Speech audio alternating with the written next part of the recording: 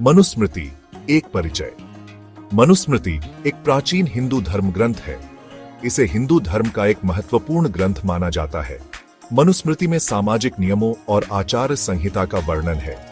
यह ग्रंथ वर्ण व्यवस्था और स्त्री पुरुष के बीच भेदभाव को बढ़ावा देता है। यह ग्रंथ मनु द्वारा रचित माना जाता है। मनु को पहला मनुष्य और विधि निर्माता माना जाता है।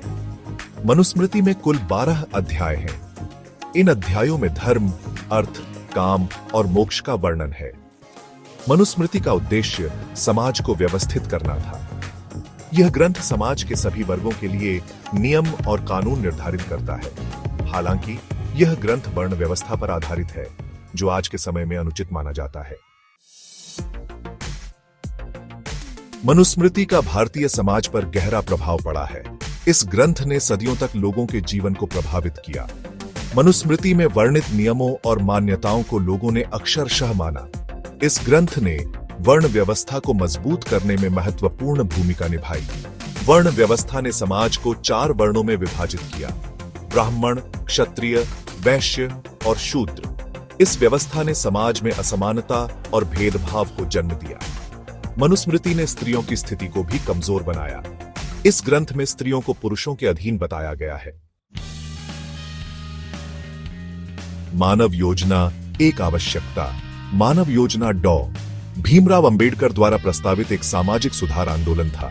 यह आंदोलन मनुस्मृति में वर्णित अन्यायपूर्ण सामाजिक व्यवस्था को चुनौती देता था। डॉ. अंबेडकर मनुस्मृति को सामाजिक अन्याय और असमानता का मूल कारण मानते थे। उनका मानना था कि मनुस्मृति ने समाज को विभाजित किया है।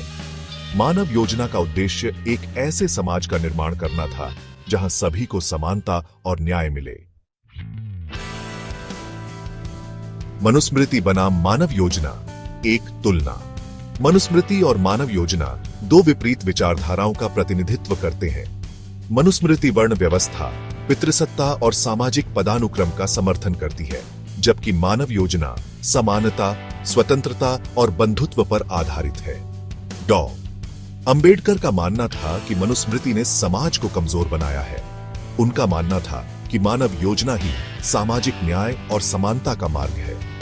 मानव योजना का उद्देश्य एक ऐसे समाज का निर्माण करना था जहां सभी को समान अवसर मिले, चाहे उनकी जाति, धर्म या लिंग कुछ भी हो।